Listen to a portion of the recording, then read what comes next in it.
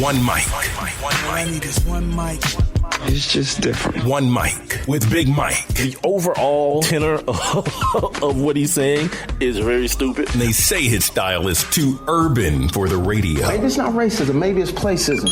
Brother has to know his place, right, Bob? One mic with Big Mike. Things aren't always what they seem. A sports talk show, but no subject matter is off limit. Don't just tell me that the reason something's being done is because that's the way it's always been done. Because the first thing I'm going to say to you is slavery. And now, your host. I got the big homie here who needs no introduction. Big Mike. All I need is one mic. Yes, sir. Back on a Monday here on the One Mic with Big Mike show. What up? Good to be back. Appreciate you guys for joining me here on Spreaker.com, or if you're listening via the Spreaker app, or of course on TuneIn or the One Mic with Big Mike.com website. Don't forget, bottom of the hour, no guest tonight, so we'll do the daily feature on this day where I take a look back into the history of sports and give you guys some little, I don't know, what would you call them? Little tidbits, little trivia question tidbits. I hope you guys are hearing me fine. I'm looking at my meters right now, and it looks like I'm only coming through on one channel, so I hope you guys are hearing me good. My man Big L's in the chat room. You guys can join him in the chat room if you so desire to get there. Be listening via Spreaker or the app or TuneIn or my website, by the way, that I'm redesigning right now. Well, I'm not redesigning. I'm just kind of sprucing it up a little bit right now. But either way, click the little thought bubble icon that you see on the streaming player. It'll get you right up inside the live interactive chat room. You guys can also check me out on Facebook.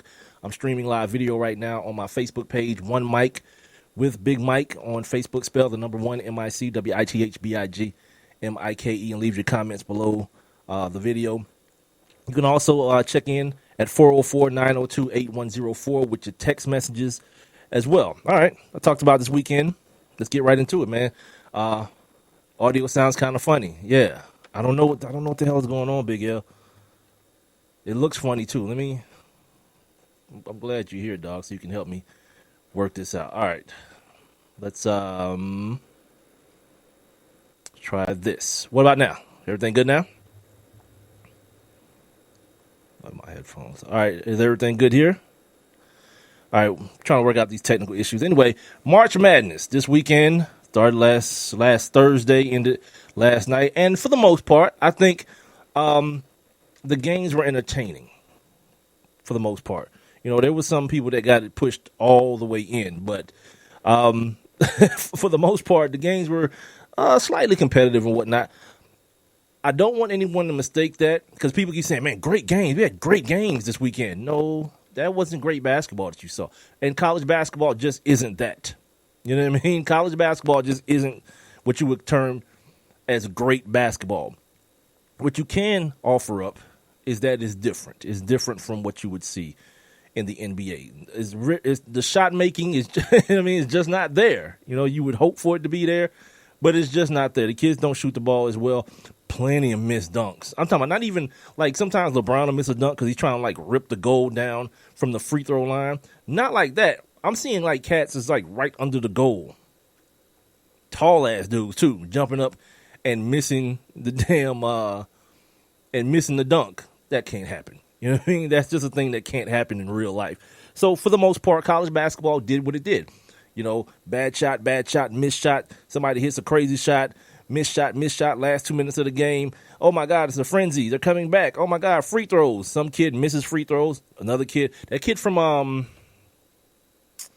was it Notre Dame with the crazy hair? That dude stepped up, man, and was like, he wasn't even thinking about the free throws. That was like some ice cold type stuff. Like dribble. He didn't measure it or nothing. Dribble, shoot, swish. Dribble, shoot, swish. You know what I mean? Like, that's the type of stuff I'm on, because, like, all that I talk about emotional immaturity, and that's the kind of stuff that you see happening with people like the kid from Vanderbilt.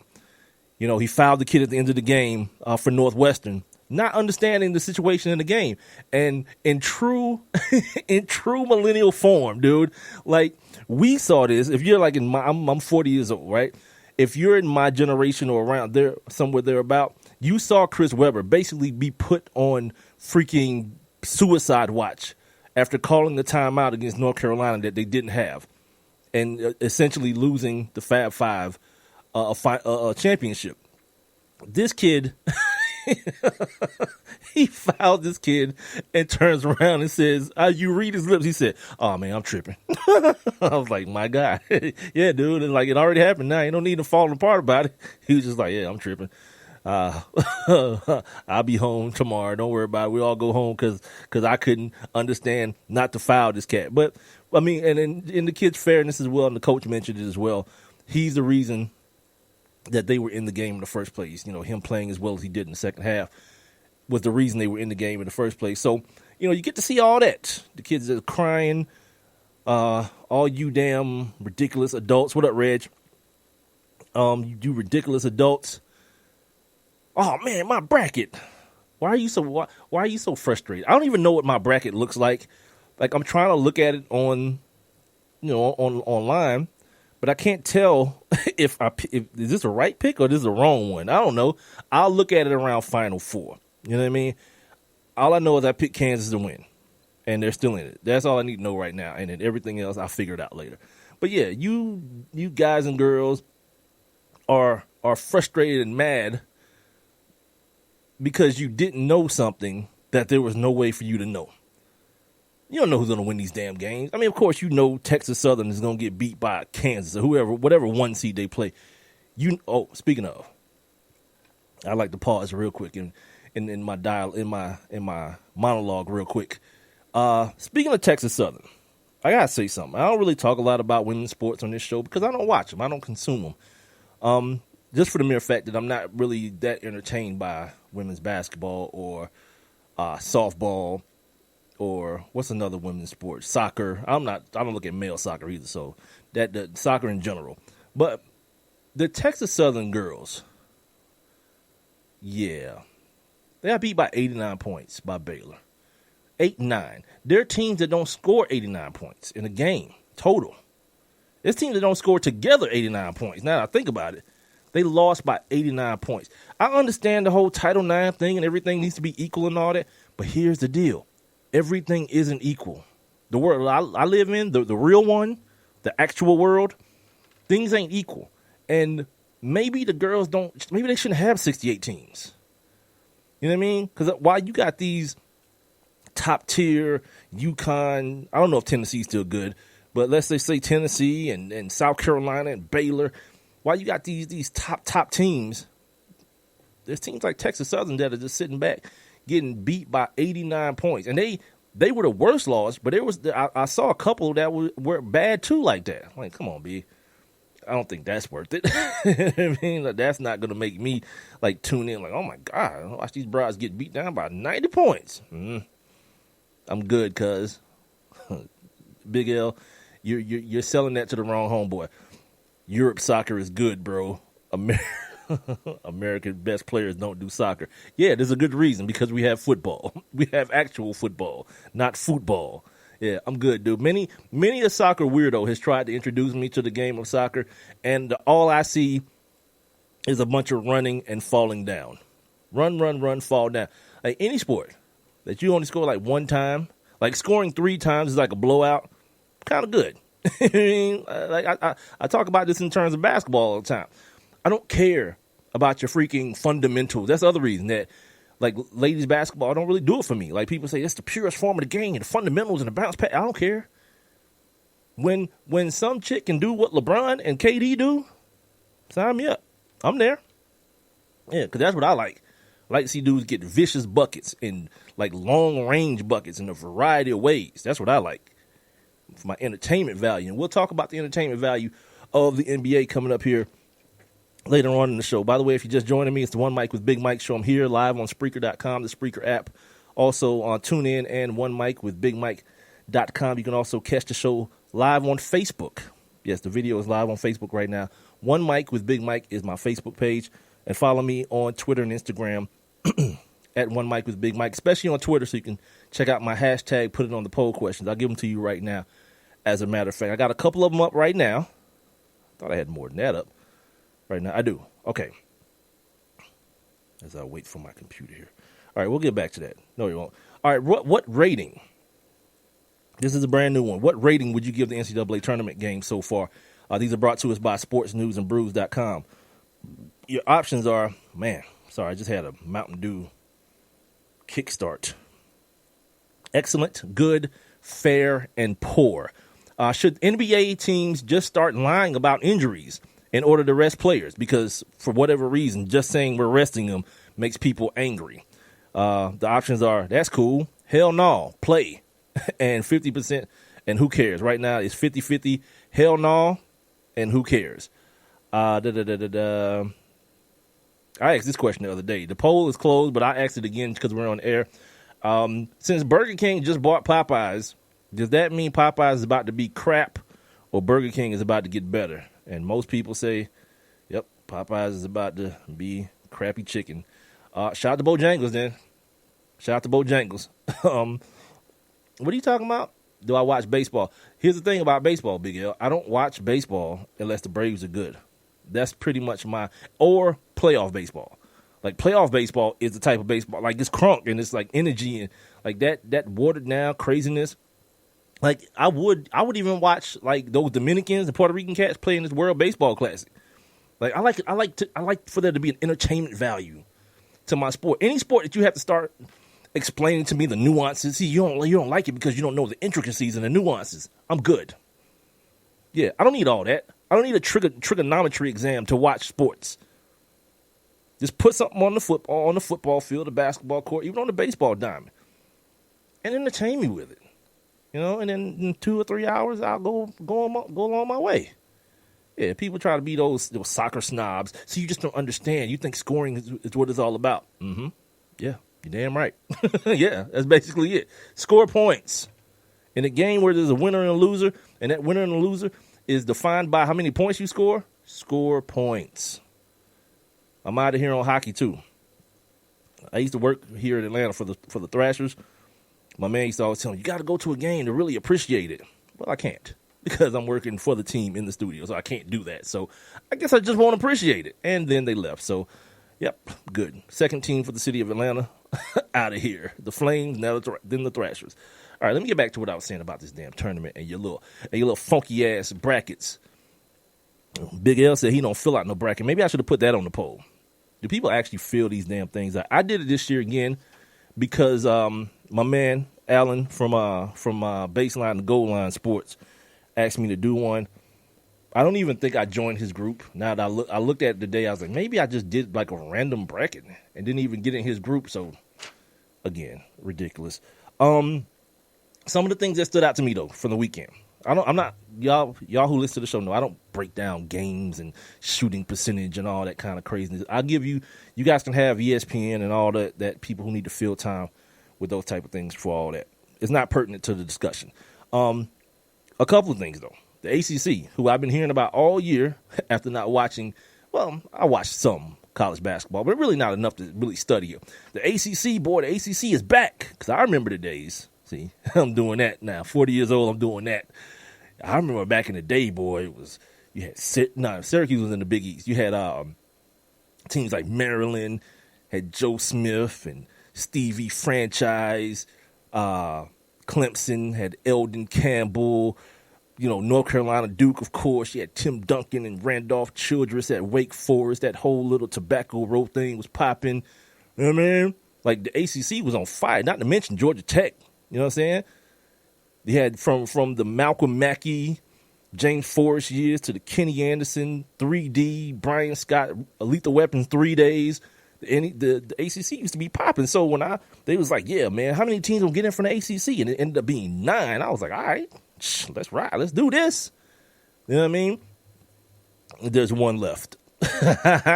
After the first weekend, there's one left. And North Carolina, their asses barely made. They needed the damn 12-0 run in the last couple of minutes and got the benefit of a call late that, I don't know, it was a walk, charge, block. It was something. And nothing was called. They ended up giving up an offensive rebound. They were Arkansas was down by 1, ended up going down by 3, and that was pretty much the game. But yeah, didn't you say something about North Carolina here a few minutes ago? Something weird. Oh, 8-9. Oh, yeah. So Big L thinks it was a walk. That 8-9 steps charge, no call. Yeah, real deal. So for all the ACC hype, and I'm not the dude. Like, I'm definitely not this dude to be talking about how the conference is overrated. Nah, this is the peril of a system that's one and done. Like, as opposed to the NBA championship, you can there is no doubt that last year, well, there is some doubt, I guess, depending on what side of the fence you lie on last year in the finals, who the better team was. Because the only little doubt people have is the fact that Draymond Green got suspended. But hey, that was a part of the game. That was a part of the game, part of the series, all series long. That technical was hanging. But for the most part, there's no one really, there's no protest about, the Cavaliers being the NBA champions. It is what it is. No one's talking about poor seeding or being underseeded or overseeded or being put in a favorable environment. All those things are being said now. With Duke, those people. I love me a redneck, boy. I love me a snobby white person and a redneck, and when they clash, it's totally awesome. So they lose this game, right? Duke loses this game to South Carolina. In South Carolina, and the reason that the game is in South Carolina is because of the HB2 bill, the quote-unquote bathroom bill. And when the game was over, the people from South Carolina decided to show their redneck pride, and they raised a Confederate flag, the old bars and stars. Raised the Confederate flag across from the arena or next door to the arena or in a parking garage somewhere. Because, of course, the reason that the game was there is because the NCAA finally lifted a ban on South Carolina for flying the Confederate flag at the Capitol. I'm like, these Carolinas, man, just become one big dysfunctional Carolina so we can keep it all straight. You hate gay people and you hate black folks. Fine. You know what I mean? Good. Let's just run that. And then there's people in Duke that are like, the only reason they won is because of this damn HB2 bill. Well, treat people better then. tell your lawmakers to treat people better. How about we just do that? If you think that's the real reason they lost. No, it ain't the real reason they lost. They played on defense in the second half. So that's that. And then you got Michigan. Michigan, who I asked my man Deshaun Tate about on Deshaun Tate, my in quotes, college basketball expert. Hey, what about Michigan? I think his exact words were, they're not good. Well, good enough. I mean, they ran through the Big Ten championship or what is it? The tournament, won that championship. Now they're in the Sweet 16 after people keep making it sound like they almost lost their lives. And I don't want to make light of it because I don't know what happened. I just know the plane skid off the runway. I don't know what kind of traumatic experience that is. It's never happened to me. So I'll just take people at their word. These kids almost died and they came back, and now people have their story. I heard, I read today, I can't even remember what site it was on. The headline was like, Michigan may be the best story of 2017 so far. Yeah. Until they lose next week, they'll be Davidson or somebody until they lose next week. And I'm not predicting it. I don't do predictions. But until that happens and people's like, oh, see, that was a cool story for a while. You don't need a story. Just watch basketball. Just watch the game and leave the soap opera stuff to the side. Just put it to the side. I was talking about the referees, and Big L was talking about the referees in that North Carolina game. Northwestern, again, another one of those damn Cinderella teams. Who cares? I don't care, man. Only people who went to Northwestern care about that team being in the finals, or excuse me, in the tournament. They got jobbed on what seemed to be an obvious goaltend. People keep saying the referees, things move so fast and this, that, and the other. Here's the thing: they get paid to make that call or to see that happen. The guy who gets paid to coach the team saw it happen very quickly too, and reacted very quickly. Which will bring up another point here in just a second. But he brought up another point. I think they were down by one at that time. They'd come all the way back. Northwestern had against, who was Northwestern playing? I don't even remember. See, that's why I keep my little bracket here. Against Gonzaga with that big ass white boy, that big center they got. Came all the way back. He's the one who committed the goaltend that didn't get called.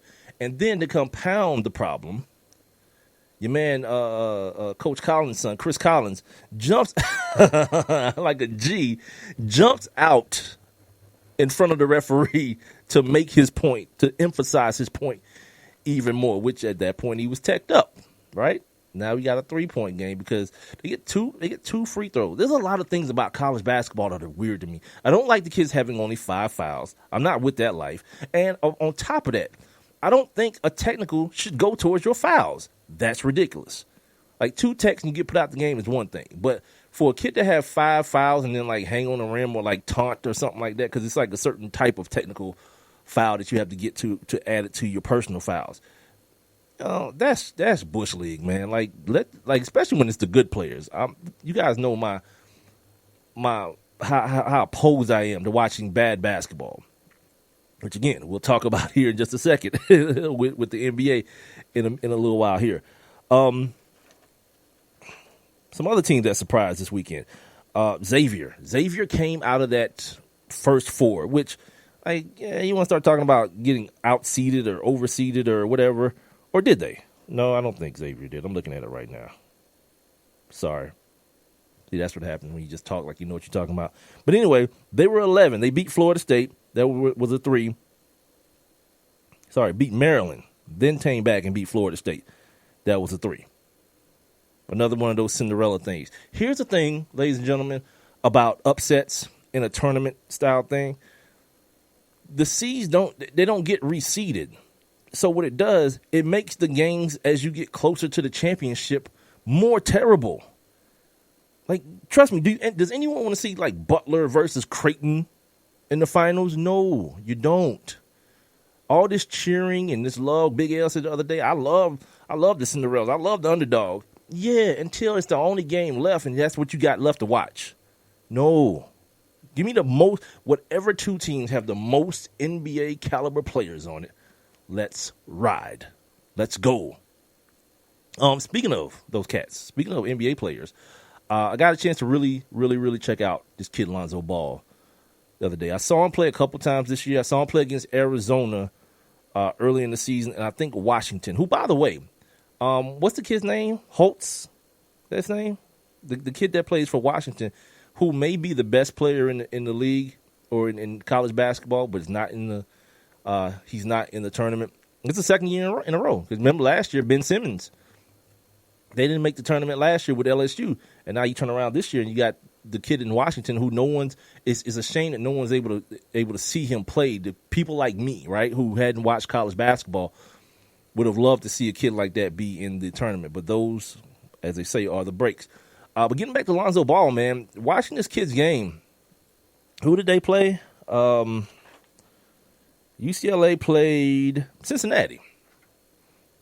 He don't seem rushed at all. You know what I mean? And I say that in the most complimentary way for a kid, as I'm always talking about the emotional immaturity of 18, 19-year-old kids with these on these big stages with these bright lights.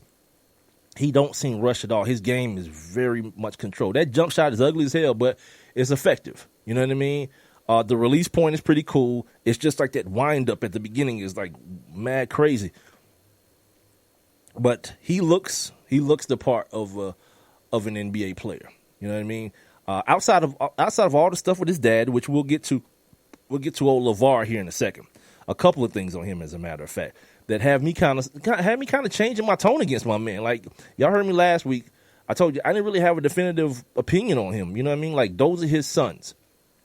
He can raise his sons how he want to raise his sons. He's not, obviously, at this point, as we look at what's happening, he's not raising serial killers or rapists or drug addicts. You know what I mean? He's raising three young men who will inevitably, I'm not going to say inevitably, who are on track to be decent members of society.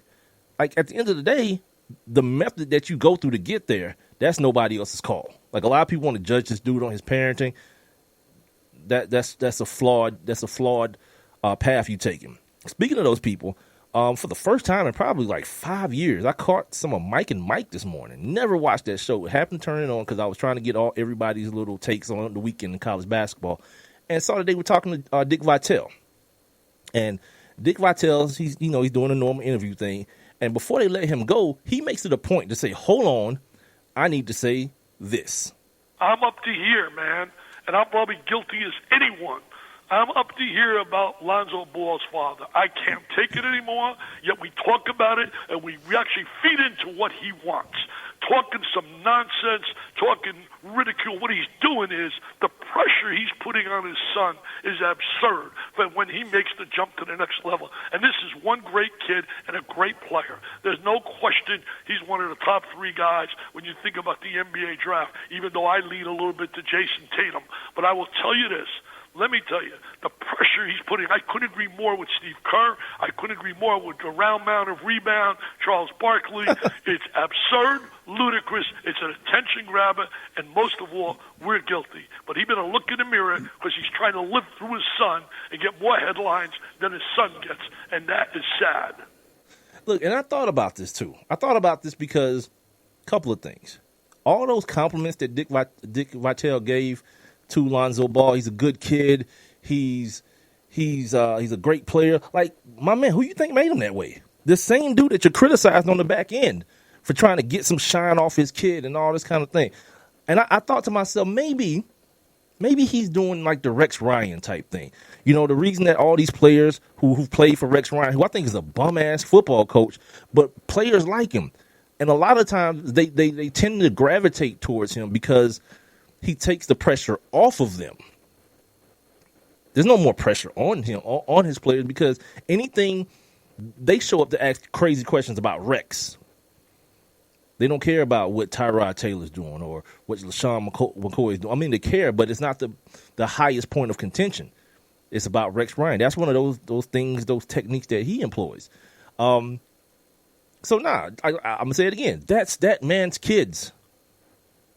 I don't believe that he was given any rule book when it came to raising kids, as I don't believe anybody is. You do the best you can, and you wait on the final product. And so far, the 3 final products that he's putting out there seem to be good. I saw the kid at the press conference. I wanted to pay attention to that too as well. His demeanor and the way he spoke at the press conference. He didn't seem like an arrogant kid. He seemed like the total opposite of his dad. And it's one of those things where you got to ask yourself the question: is he just kind of just like letting his dad have that, so he can just play ball? You know what I'm saying? Whatever it is, the kid seems to understand what he can and cannot do on a basketball court, and the things that he can do, he does very, very well. Last thing I got really on Lonzo Ball, or LeVar Ball. Now, here's where I'm like, my man, now you need to back off. You need to just calm down and settle down. You're getting way too ahead of yourself. His children that are in high school, they lost in the playoffs, right? And he took that opportunity to bash the coach of the team publicly. You know what I mean? Which I think is a foul. It's a douchebag move. He says, man, this is a quote, man, we were supposed to go to Sacramento, but that coach is hard-headed. He wanted to do things his way. Of course he did. He's the coach. If we would have gotten along, we would have been in the state easy. But he's trying to have a little more resistance towards me. And I'm like, man, try and do it your way. That's why you lost those games. No, he said that's why you lost 3 games, excuse me. Because once he run and just play, because once he run and just play, and when my son really wants to play for you, we're going to do good. I don't understand what that means. I'm reading it verbatim. But when you have any kind of resistance towards me and you the head coach, it don't work out. That's a red flag.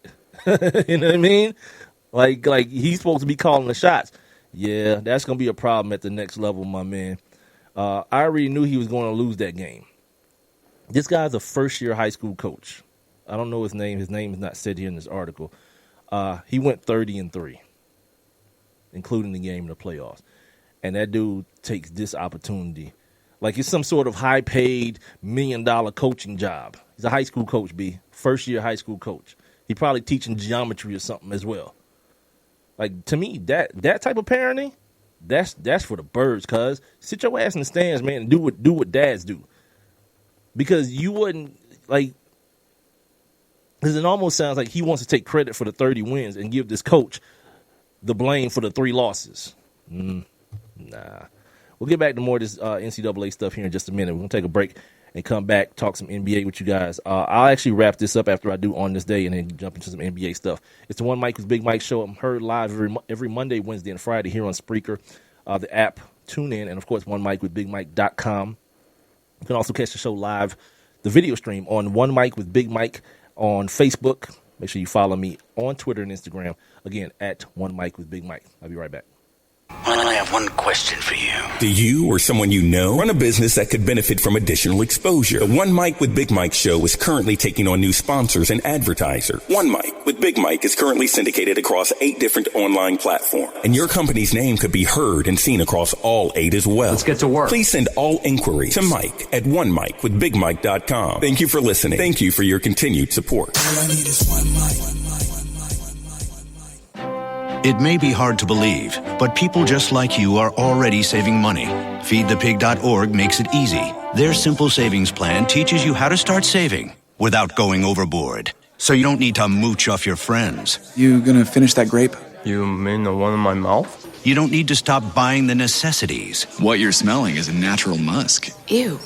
You don't need to be a medical test subject. How do you feel? Mostly okay. Sometimes, though. You don't need to get a second job as a stuntman. We need a new stuntman. Let's break for lunch. You just need an internet connection.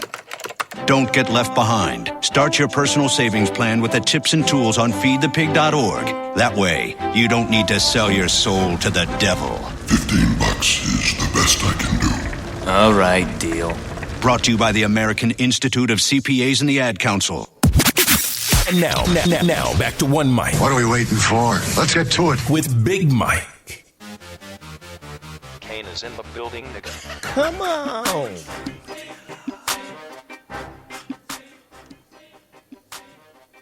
Make sure you guys are heading over to Spreaker, SPREAKER.com. Sign up for your free Spreaker accounts and follow my show, One Mike with Big Mike. Follow me on Spreaker. That way you get an alert every Monday, Wednesday, and Friday at 7 o'clock when the show goes live. Also, make sure you guys are following me on Twitter and Instagram at One Mike with Big Mike. Type in the hashtag, put it on the poll, and at me, One Mike with Big Mike, so you can answer the hashtag, put it on the poll questions. It's that time of the show where we don't have a guest. I was supposed to have a guest today. This dude that runs the dunk ball league, where they lower the rim so people can dunk all the time, and you can't be over like 6'5" or something crazy like that, was supposed to join me today, but he flaked on me, so that is what that is. This dude named Eric, which, you know, at the end of the day, maybe all for the better. Keep it locked all week. Wednesday, looking to hear from Rohan Davey, see if he'll join me, and then my man Shang. You guys heard Shang on the show. Shango Forbes, the comedian, possibly on Friday. Got to make sure I lock those things down. But before then, in the meantime, between time, let's take a look back. Now, let's take a look back. On this day. I'm still looking at this damn bracket. It's not mine. It's just like a printable one. But I'm sure mine is terrible. On this day in 1897, the first known U.S. intercollegiate basketball game, the first one between Yale and Pennsylvania, took place on today. On this day in 1924, the Stanley Cup. I put this on here because I thought it was funny. The Montreal Canadiens, they sweep the Vancouver, check this out, Millionaires in 2 games. Like, if this wasn't in 1924, I would swear to God that was a Negro team. The Vancouver Millionaires. Like, it's like Baby and Juvie is on the team. On this day in 1953, the U.S. Senator Edwin C. Johnson offers a bill to give clubs the sole right to ban radio TV broadcasts of Major League games in their territory. On this day in 1973, the great Roberto Clemente, was elected to the Hall of Fame just 11 weeks after his death. On this day in 1988, Iron Mike Tyson knocks out Tony Tubbs in 2 rounds for the heavyweight boxing title. Man, when you look back at how like Mike was the baddest man on earth, and you look at some of the dudes he was like knocking out, it was like, oh, maybe not. Like, as an adult, it's like, all right, maybe, but still maybe not. On this day in 1989, Peter Ueberroth, the commissioner of Major League Baseball, announces an inquiry is being conducted into the gambling allegations concerning Cincinnati Reds manager Pete Rose. And we all know how that ended. Guilty. On this day in 1990, the LA Lakers retire Kareem Abdul-Jabbar's number 33. On this day in 2005, LeBron James, at this time of the Cleveland Cavaliers, became the youngest at age 20 years and 80 days, the youngest NBA player to score 50 points in a game, 56 when the Cavs played the Toronto Raptors. They actually lost 105-98. The 56-point performance by James was a franchise record. And finally, in 2005, Major League Baseball players and owners agreed to remove fines as discipline for positive testing of steroids, but suspensions remained as the one and only punishment that you see now. I think it's like, in true baseball fashion, it's like 3 strikes and you're out, right? You get like 80 games, you get 160, and then you get like a lifetime ban for the third time, something like that. Which is why my man Manny Ramirez, his ass is in China with all kind of perks to his contract. He only have to practice when he don't want to. That's wild stuff. There was something in this on this day that I wanted to bring up going forward. When I was reading it earlier, I can't remember what it was now. It has to do with LeBron James, and we'll talk about LeBron here. Let me just wrap up this talk of from the tournament this weekend and everybody's busted brackets and all this kind of stuff. Couple other stories. Wichita, people's family members are wilding out, man, with this basketball stuff. My man from Wichita State, his wifey is she drunk as hell in the stands, going berserk on people. You know, let's F some S up type stuff. Let me see if I can find the quotes from her, because apparently she's sitting right behind Media Row 2 and it's like losing her damn mind, to the point she even went to the post-game presser and sat with the press and was like heckling and yelling stuff out on some real like uncouth type stuff. And I think about stuff like this all the time, man. When stuff like this happens and it kind of is not a big deal, I know immediately why it's not a big deal. I know if it was a dude named Shaka Smart's wife, Avery Johnson's wife, my man from Arkansas, if it was his wife, it'd be a problem. You know, we'd be talking about angry black women and all this kind of stuff, which, again, leads me to another topic I got in the show coming up as well, about interracial dating. Something came up on social media this weekend about interracial dating, something I've been wanting to talk about for a while on my show, and it's the perfect opportunity to do it. Anyway, she told Malik Monk to get in the weight room. She's heckling these people. She told Isaiah Briscoe to buy some bigger shorts. She even told John Calipari to shut the F up. And Roger Ayers, her opinion of him is he's garbage.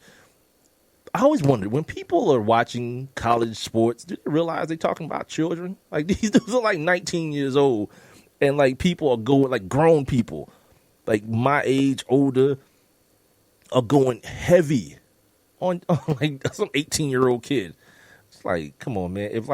If that's the path that your life has led you down, you gotta do better. You gotta rethink things as we move forward in this thing together, man, because that can't be it. You know what I'm saying? You can't just show up at the back. You can be the coach's wife all you want to, which again is like weird too. It's like, it's really like not the thing, is it? Like, coaches' wives don't really go that hard. She went like full like Alonzo, like full LeVar Ball on folks. What else do I have from college basketball? I talked about those Texas Southern girls. I gotta give you guys my all name team. It's something that I try to do every time the tournament comes around, and it's usually pretty funny because like some of these dudes, I don't know if you guys have ever seen the Key and Peele thing with the my name is Teferius Monquez Olithafa, that type of stuff. These cats just name their kids whatever, man. And some of this is not their fault, though. Some of these are their last names as well. You know what I mean? Like AJ Cheeseman from New Orleans. I don't even know how to pronounce this kid's name from Wake Forest. I'm going to try it, though. He's from Greece. Konstantinos Mitaglu. Mitaglu. Mitoglow. Yeah, chew that up and spit it out.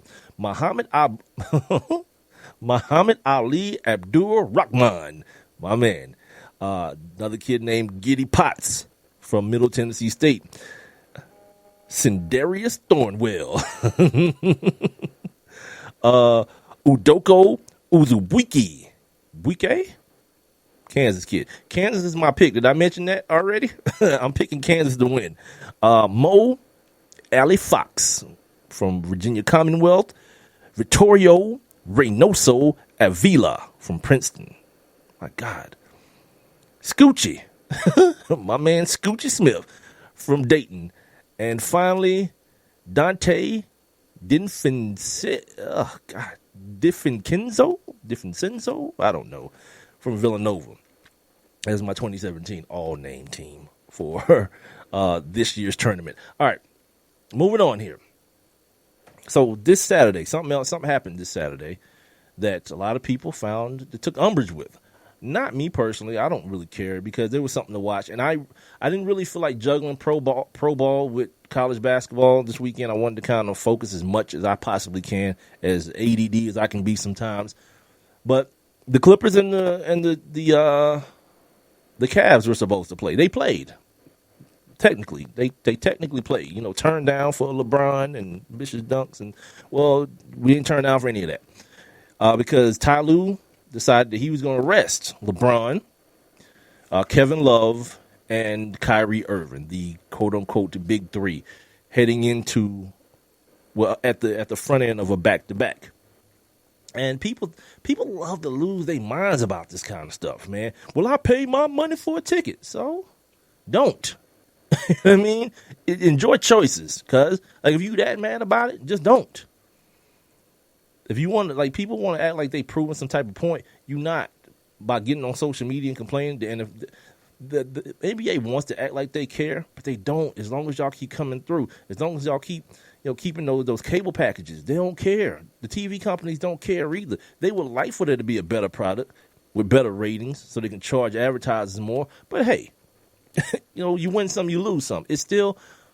Well, I can't even say it's still the NBA. The NBA doesn't have the same advantages of the NFL, where NFL put some garbage on Thursday night and it's like, oh, this is going to be a trash game. And you sit there and watch like Jacksonville take on the Browns or something crazy like that. Yeah, we do it. You know what I mean? And against our better judgment, we do that kind of stuff. I don't think we do that with the NBA, especially now we have like the tournament going on. So it would seem to be that there's a problem, right?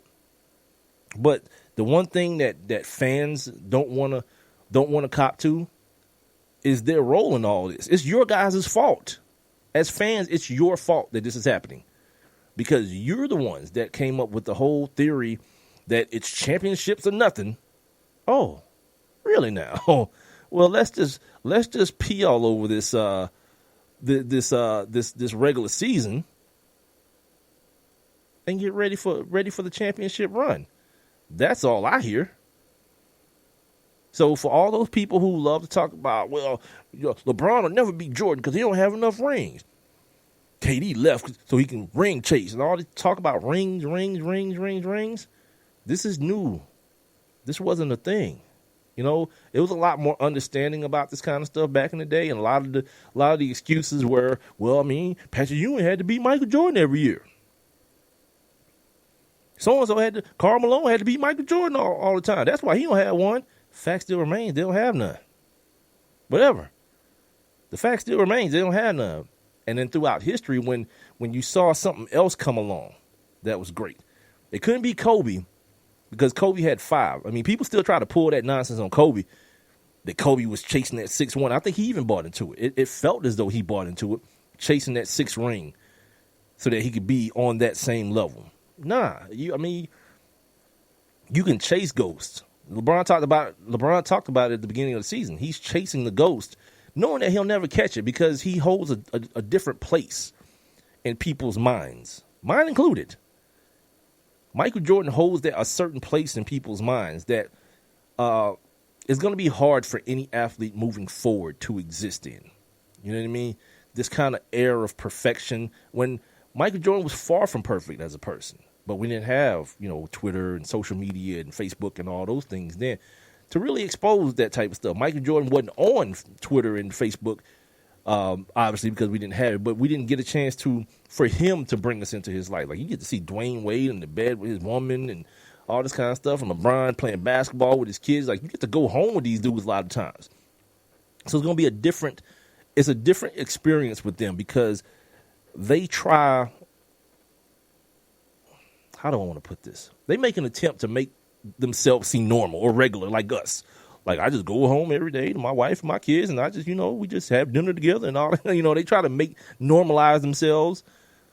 But in Michael Jordan's case, he didn't. He didn't make any attempt to normalize himself. He hovered above everyone. I got these great shoes. I'm on every commercial. Be like me. Eat Wheaties and drink Gatorade and McDonald's and wear Hanes. Money, it's got to be the shoes, right? My shoes make you do extra, like, superhuman stuff. Not really. You know what I mean? But those images are branded into our minds. Right now, everything is so, like, this commercial's about everybody now. You don't just get commercials about LeBron. You get KD, you get Steph, you get some Russell Westbrook, you get James Harden. Yeah, everybody on commercials now, and it's just a thing to do. So it's going to always be harder to follow the first. So the thing that people put on athletes, where your rings at? How many rings you got? So now when the athlete says, okay, I'll meet you right there where you're at. All I want is rings. Damn this regular season record. Damn you saving up money to come see me play against your favorite team. Damn all that. I'm going to put the priority on exactly what you as a fan put the priorities on. When you having these barbershop debates about people's greatness and you rest on that lazy crutch of championships and rings and things of that nature. So you're welcome. You know what I mean? It's on you. You are welcome.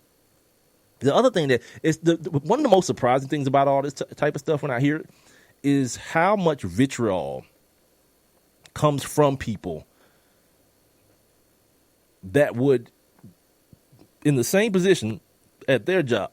And then what I mean is being in a position as an employee, but having a position of power over your employer. That's what LeBron is.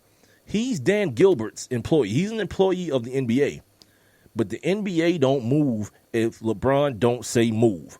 Did you hear what that dude said? I didn't even get the sound.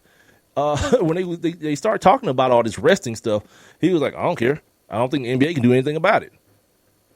Yeah, ball's in your court now, Adam Silver. Your man has already thrown down the gauntlet. Yeah, so I'm going to do what I want to do. You can't do nothing to stop me.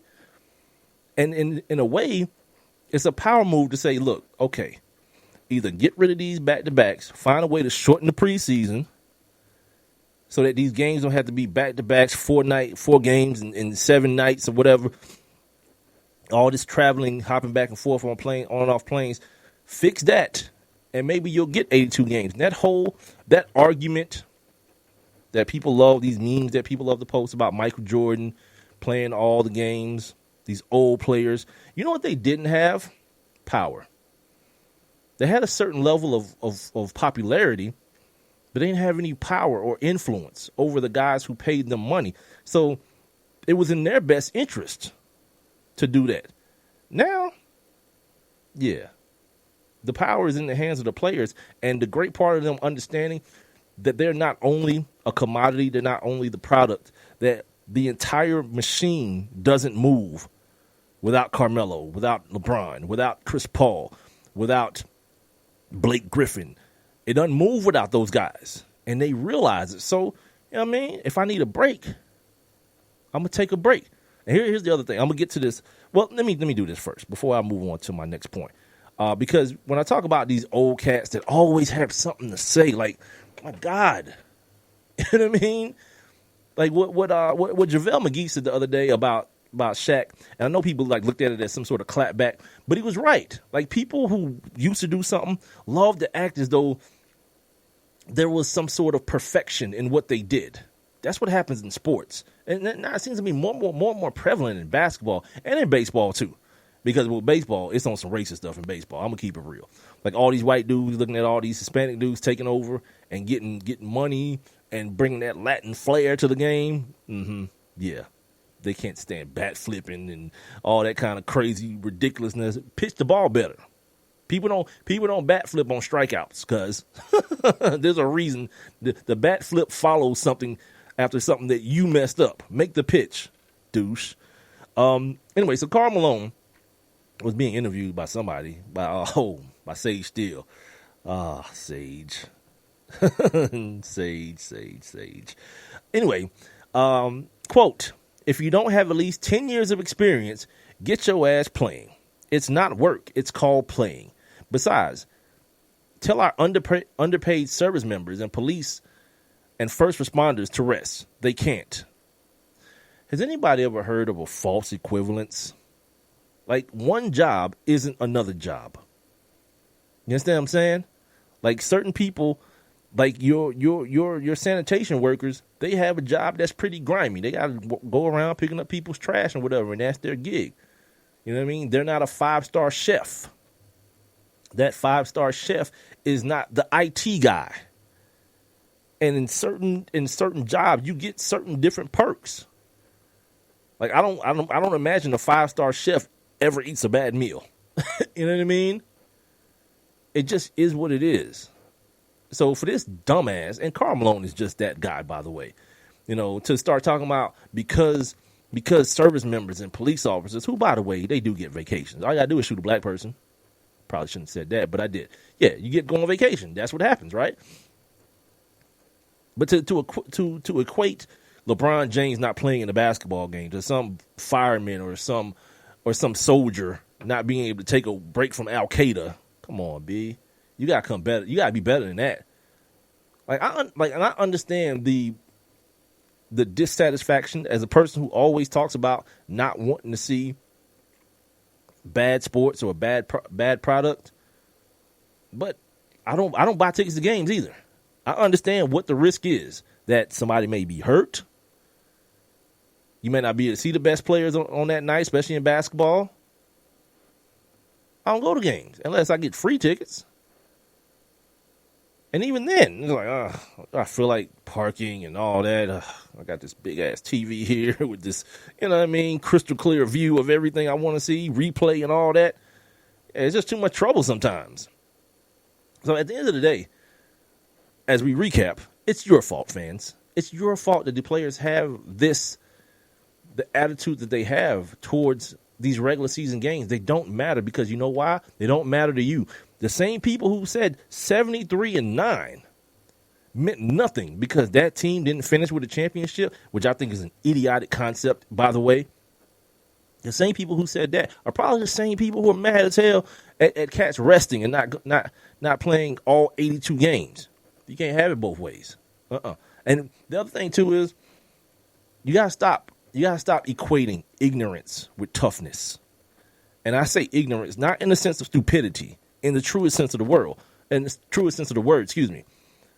of just not having the information, not knowing something.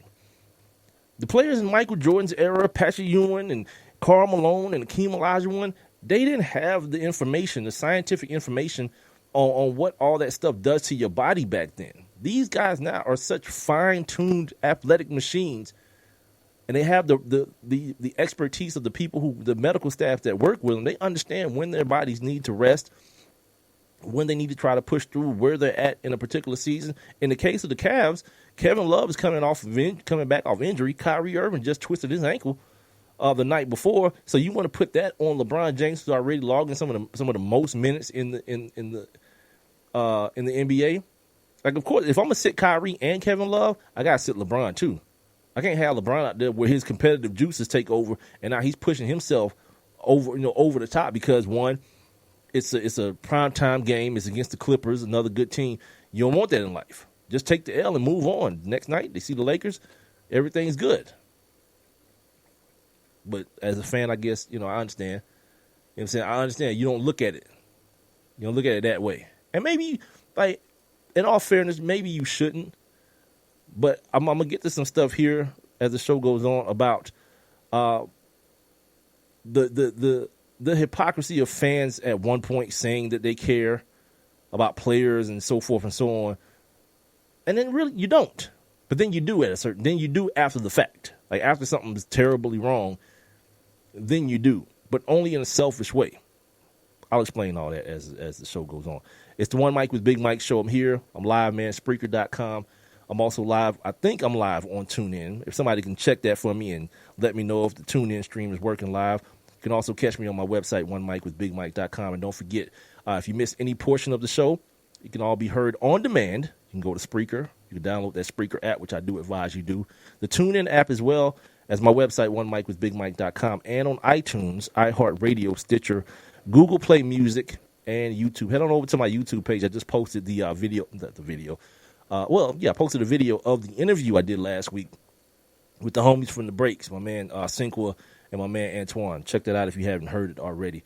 Make sure you comment and subscribe as well. Subscribe to my to my iTunes as well, my YouTube and my iTunes. As we continue the conversation here about what's going on with how the NFL or the NBA can get away with this, because it's not the NFL. For one thing, like one of the biggest fears in the NFL are they're twofold: the lack of guaranteed contracts, and that whole fear of if I don't play, there's somebody waiting, somebody hungry right behind me waiting to take my spot. LeBron don't have them problems. Steph don't have them problems. Kyrie, nope, him neither. I mean, none of these cats. No. Kawhi, Russ. I mean, Russ and Harden hadn't missed any games based on rest or whatnot. I mean, and in all fairness, Westbrook really can't. I mean, like, I'm so surprised that this dude, this energizer bunny of a human being, is able to continue at the level that he continues to move and play at. It's miraculous. But at a certain point, as the years pile up, the mileage piles up, we're going to have to see a team be built around him so that he can take those rest days, because that's a lot. And I don't believe in superhuman human beings. You're human or you're not. And all these guys are human, man. And at a certain point, it catches up to him. That's part of the problem. As I think about it, that's part of the problem when it comes to LeBron. He's spoiled everyone. And the fact that he don't get hurt. And you think that this dude is infallible. He can't be, he's indestructible. But when you look at his minutes in his career so far, I don't think anybody's close to playing as many minutes of basketball, a professional, overseas or international basketball and playoffs and all that kind of stuff to this point in his career as LeBron has. No one has that many minutes on their body, that many miles on their body. But because he doesn't go out with injury, people get real spoiled, man. And you know what? You know what the other alternative might be? Instead of blaming the players, blame these damn organizations for jacking the prices up on the tickets because LeBron coming to town, putting them in these packages. You know what I'm saying? You can get the Warriors, the Cavs, and the Celtics package for this amount of money, and they upcharge you on the package. Set a ticket price, man. Set a ticket price that's affordable for people to come, where people don't have to take out loans to take their family to a sporting event. Be mad at them, the greedy ones. Don't be mad at the people who are doing exactly what you would do. If you could walk into your office, the place that you work at, if you got like a 2 week, you get 2 weeks of vacation every year. If you could squeeze 3 out, you would. They ain't no different. If you could just tell your boss, look here, man, I ain't playing. I ain't working today. And he was like, okay, cool. I understand. You need a rest day. You know what I'm saying? And then this whole idea, as we wrap up here, this whole idea that LeBron James's MVP chances could be fleeting because of the rest days, the 5 rest days he's taking. Look, that won't be why LeBron doesn't win the MVP. There'll be a couple of reasons. Because James Harden and Russ are having historical years. Then you got Kawhi Leonard, who's become this animal of a human being on both ends of the court. Haven't seen it since the likes of a guy like Michael Jordan or Scottie Pippen, guys who play effectively on the offensive end and the defensive end. And the other part is the LeBron fatigue. People have this thing where You can't keep rewarding excellence because it maintains its status quo. And the reality is that the award is misnamed. It should be called the most outstanding player, because by terms of value, the argument is pretty simple that LeBron James is the most valuable to his team every year.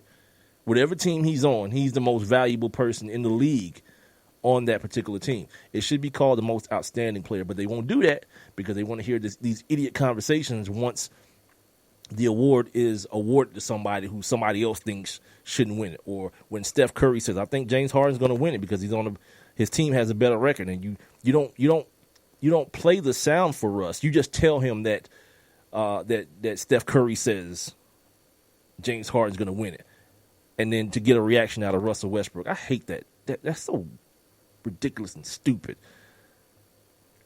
I'll take a break and come back. Let you guys know what Rajon Rondo's up to in his world of petty.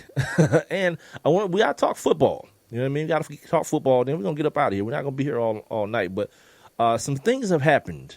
Something happened over the weekend. Two things happened, as a matter of fact, over the weekend that I kind of want to touch on, and I want to ask the question why. One of them pertaining to this cat named Myron Rolle. If you hadn't heard the name before, if you heard and don't remember who Myron Rolle is, I'll refresh your memory on the other side of a break. It's the One Mic with Big Mike show. I only have one question for you. Do you or someone you know run a business that could benefit from additional exposure? The One Mic with Big Mike show is currently taking on new sponsors and advertisers. One Mic with Big Mike is currently syndicated across 8 different online platforms, and your company's name could be heard and seen across all 8 as well. Let's get to work. Please send all inquiries to Mike at onemicwithbigmike.com. Thank you for listening. Thank you for your continued support. All I need is one mic. Hey, what's up, everybody? I'm Jason Derulo. I love that music connects to people all over the country. But unfortunately, so does something else. Childhood hunger. 15 million kids struggle with hunger right here in America. And yet, every year, billions of pounds of surplus food in the U.S. go to waste instead of going to the children in need. Feeding America is working to change this. The Feeding America nationwide network of food banks rescues this surplus of food to help provide meals to families in virtually every community in the United States, including yours. But they just can't do this alone. Join me in the fight against hunger in America. For more information on what you can do to get involved, visit feedingamerica.org. That's feedingamerica.org. Together we can solve hunger. Together, we're Feeding America. A message from Feeding America and the Ad Council. One Mic. All I need is one mic. What's the name of the show? One Mic with Big Mike. You know, ain't nobody getting hurt, ain't nobody. You know, there's no crime being committed. And they say his style is too urban for the radio. This is real life stuff that's happened to me. Well, you know what? You, and you. One Mic with Big Mike. I like to be able to do what I want to do. A sports talk show, but no subject matter is off limits. Meek Mill's concert is not called the Hell Yeah I Bang Khloe Kardashian concert. And now, your host. Put your hands together for the one, the only Big Mike. All I need is one mic. It's hour number 2 here on a Monday, here on the One Mic with Big Mike show. Shout out to Lucas Darkway checking in here on Facebook. Don't forget, you can check out the show. It's live streaming right now on Facebook Live. Go to my page, One Mic with Big Mike, spell the number 1, MICWITHBIGMIKE. Make sure you like the page while you're there as well, and check me out there. If you're just interested in listening, you can head on over to Spreaker. Download that Spreaker app on your cell phone, your tablet, or whatever you might have. Make sure you sign up for your free Spreaker account and then follow One Mic with Big Mike. You can also hear the show live on TuneIn and, of course, OneMicWithBigMike.com. If you want to get involved in the show, just send your text to 404-902-8104, or you can jump on in my live interactive chat room. Just click that little thought bubble icon you see on the streaming player if you're listening via Spreaker or the website, and you'll be right up in the building. Also, make sure you hit the little heart button as well to indicate that you like the show. And share me with all your friends on Facebook and Twitter and Google as well. All right. Remember last week I was talking about this thing happening here in Atlanta, this hashtag ATL orgy situation. Somebody apparently was having a birthday party, and they wanted it to be like a sex party where they had people pay money to just come and just start freaking everybody. Well, I said it last week. It just sounded like a ill-planned idea. Like for it to be this, like it was supposed to be at this secret location, and then you would get the location sometime before, like a short time before, so that it wouldn't get out. And me and my man Calloway were talking about it, and I was like, this seems like a bad idea. It seems like one of those things like a bunch of horny dudes would show up to, like, yep, it's like fishing with dynamite. And it turned out to be a big sausage fest. And apparently there was a fights broke out. Like people showed up horny. And I guess you show up horny and ain't nothing to do about it. You start fighting each other. And the person who was charging all this money for it, my man had sent me the flyer, and I think it was something like $175 if you were a couple, and more than that if you were a single man, and maybe a little bit less if you were a single woman or something like that. But from my understanding, it went horribly wrong, and it was just one of those things that was just destined to do that. Like if you're gonna have something like that, I think you got to kind of stack the deck a little bit on the female side. Like put some money up and get some hookers in, get some professionals in there. You know what I mean? Some porn chicks or somebody in there that's down to you know what. But if not, it's just like what was that site that dudes was going to cheat on their wives? Ashley Madison, like that. Like they ended up finding out that it was something like a 10,000 to 1 man to female ratio, and everything else was like bots, like computerized responses to people who thought they was talking to real women and cheating on their wives. So basically, dudes, once it got hacked and all the information got leaked out, dudes done messed up their whole marriages and relationships talking to a computerized individual. Yeah, man, get your game tight, man. Like get right about something in life. Good God. So yeah, this whole ATL orgy, it turned out to be an ATL sausage fest. And good for you. Good for you guys who thought that that's the move. Like I can only picture the dudes that show up at something like that.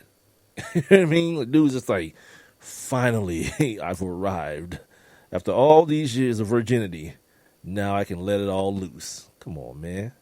It's Atlanta, dude. I mean, I know the city has a reputation about it as far as, you know, the level of homosexuality, but it's still plenty of women around here. Get you one, man, or how many ever you need, you know, to satisfy you.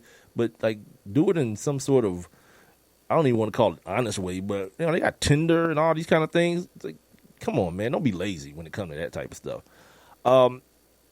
Anyway, before I went to break, I was talking about Myron Rolle, right? Myron Rolle used to be a safety at Florida State, and if the last name Rolle sounds familiar, Antrell Rolle played in the NFL, Samari Rolle, all of them are cousins.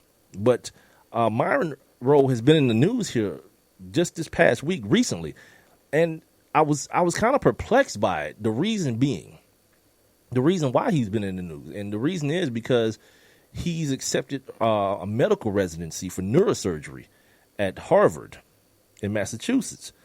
And I think what they're trying to do is make him like the poster boy for quote unquote student athletes. And it's so hypocritical and it's so much bull. And this whole thing about him choosing science over the NFL. That's not the truth. If you go to my Facebook page, there's an article called "The Rejection of Myron Rolle." This article was written in 2014, and the reason I knew this article was there is because I was on the radio then, and I was talking about this dude, and there were some guys that I worked with that had connections with Florida State, but they were being dicks about it and wouldn't get me a contact for the dude so he could be on my show. And I can interview him because it's more than just him saying, you know, I don't want to play football. I'd rather save myself to do brain surgery, which would sound like something good, but that's not the case of what happened. In the story, just to kind of give you guys an overlay of what it is, it talks about his upbringing. Kid, his parents, maybe even he is, from the Bahamas. Ended up moving to New Jersey, and they were the quintessential, at that time, middle-class family. They weren't poor, but they weren't rich either. But he ended up going to a school with a bunch of rich white folks that, you know, he was at, like, yacht parties, and people, like, he's getting picked up in, like, a Honda Accord or something, but his homeboy in class is getting picked up in a Bentley, you know what I mean? Like, that type of disparity disparagement. And he realized at the time he didn't fit, but he was very educationally conscious. He was conscious about his education, but he ended up also being a very good athlete.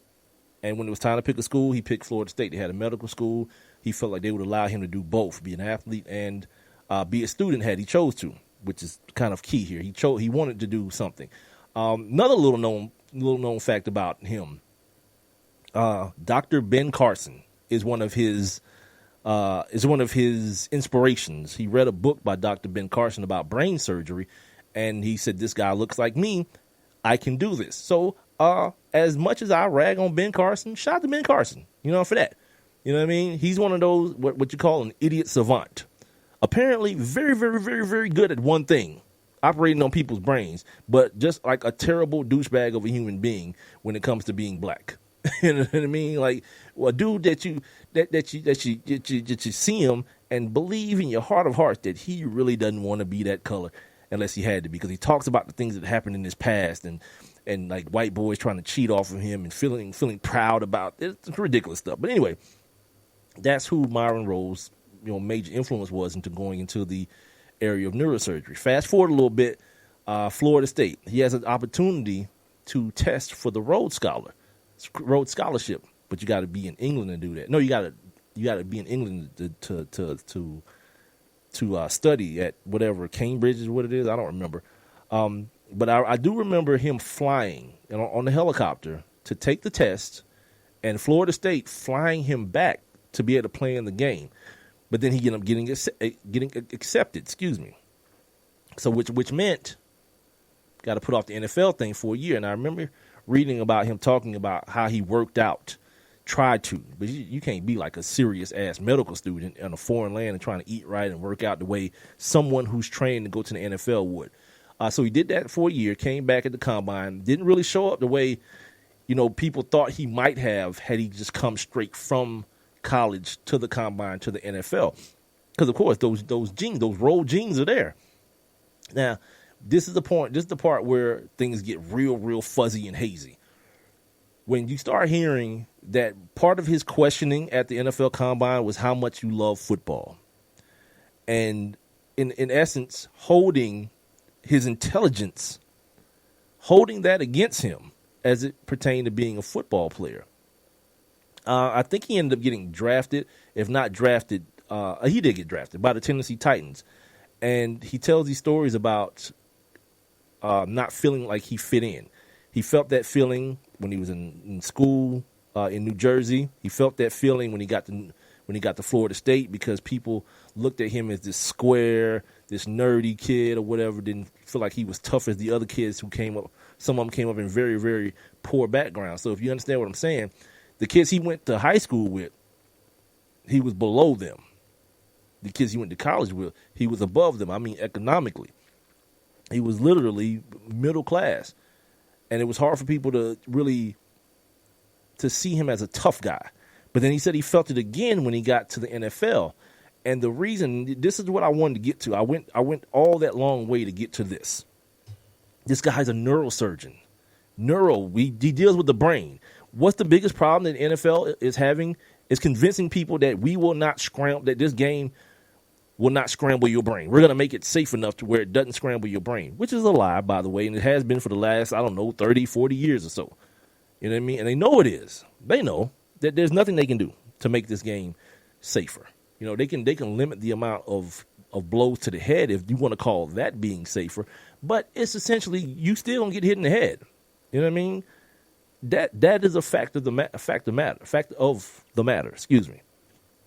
So he tells a story of how, he could tell that there was a little bit of animosity that came from front offices that he was in. He didn't just play for the Titans, because this is a guy, like the last guy you want in your locker room as a player is someone who knows, knows about the brain. These dudes that's playing right now, they know what they're told. They know as much as I know, what you see on TV or whatever they're willing to read. And I'm sure you can make a safe case that a lot of them may not even be willing to read it because they don't want to know. They don't want to worry about that right now. That's the kind of stuff you do when you're 24, 25, 26 years old. You know what I mean? And I can assume when you're rich. I've never been rich. I've been 24, 25, 26, never been rich. But when you're rich and you don't want to deal with those type of problems until you absolutely have to.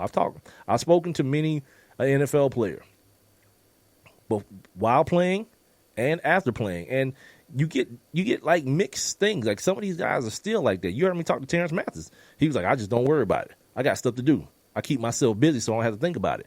Bob Whitfield said the same thing. But then you hear my conversations with guys like Ruben Drones, guys who say that they're afraid to turn 40. Feel me? Because that's when dudes start offering themselves. You hear me talk to guys like Sean Smith, talking about the amount of painkillers they make players take while they're in the league. It's real deal Holyfield. So speaking in that vein, you think people really wanted a doctor in their locker room? Hell no. Hell no. They probably would have rather had Michael Sam. You know what I mean? At the end of the day, I mean the front office people. They would have probably rather dealt with that, because the one thing about the Myron Rolle situation, it's not going to be like some media thing. It'll just be him telling his homeboy, like, I mean, and then people started asking other people for advice too, right? Like, hey man, like I started seeing these little stars. What does that mean? And you tell them that means you had a slight concussion, B. Like when you see, how you hit your head and you see those little stars, that's what that is.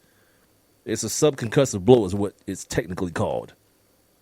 Now, you don't want people in your locker room. If you're an NFL head coach or your GM, you don't want people spreading that damn nonsense at all.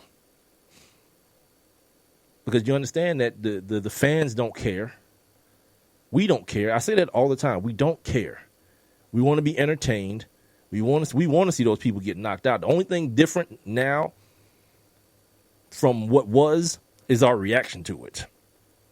We've been now retrained to say, oh, you can't do that. You can't hit somebody like that. Of course you can. You could in the 80s. Why? You got more information now, so the game should be different. Look, my contention the whole time was like, just inform people. Give people the opportunity to make an informed choice. This is what could happen to you, and the NFL still won't do it either. They still want these people to believe that, like, what's the kid's name? Myles Garrett. He's 270 pounds and runs a straight line 4.640. What's safe about that? When if that dude get a clean shot on you, what is safe about that? Nothing at all. But the NFL will keep telling that same lie. The lies they told the guys like Dwight Clark. I don't know if you guys saw this today. Dwight Clark, the procurer, is that a word? Of the catch. What up, Lewis? Lewis checking in here on Facebook. The procurer of the catch. He revealed today that he has ALS. Let me read you his statement real quick. And this is when you start caring about these guys. Because now Dwight Clark is no longer that gladiator, that face mask wearing, shoulder pad wearing gladiator. He's like you, or like your dad, or like your uncle, or somebody in your family now. And now it becomes real. He says, quote, I have ALS, also known as Lou Gehrig's disease. Those words are still hard for me to say. I would imagine so, my man. I would imagine so. I'm the same way. You know what I mean? Like, I'm dealing with stuff myself right now, health-wise, and I don't talk about it at all. And I think it's just that machismo that is in us as males. You know what I mean? We kind of just like, I'll deal with it. I just don't want to have a conversation about it, I think. And that's when it frustrates the people around you. But, I guess that's what it is. He goes on to say, quote, while I'm still trying to wrap my head around the challenge I will face with this disease over the coming years, the only thing I know is that I'm going to fight like hell, and live every day to the fullest, end quote. Now, the problem with ALS is, man, I don't know how much you guys know about it, but the way it's described is being trapped inside your body. Like your muscles are atrophying around you. You can feel everything. You just can't respond to it. You can hear people. A lot of times you see Steve Gleason, the guy from the Saints. He can't speak anymore. He has to use this like machine or this computer to speak for him. It's like a horrendous disease, man. I've seen people.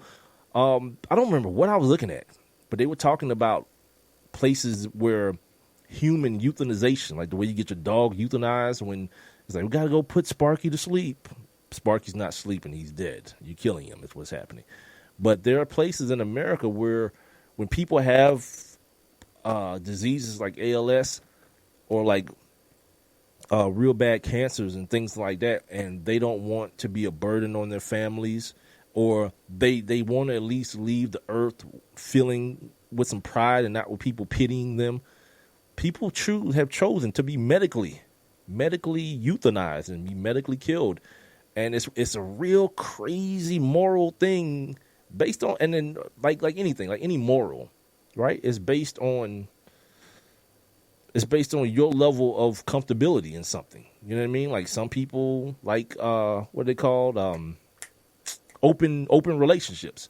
And other people will judge that. You should be monogamous. Well, not if it works for them. If that's their thing, run it. Like you guys hear me all the time, man. Like, find your happiness. Whatever you find your happiness in, unless it involves like hurting children, you know, and things of that, like things that us normal thinking individuals can consider to be, one, illegal, and just two, like out of whack. Have at it, man. If having two girlfriends, or a girl having two boyfriends, or a guy having two boyfriends, if that's how you rock, and that's what your happiness is, and the other people are fully informed and they riding with you, run it. I don't care. Those people in Utah, the sister wives and all that, have at it, man.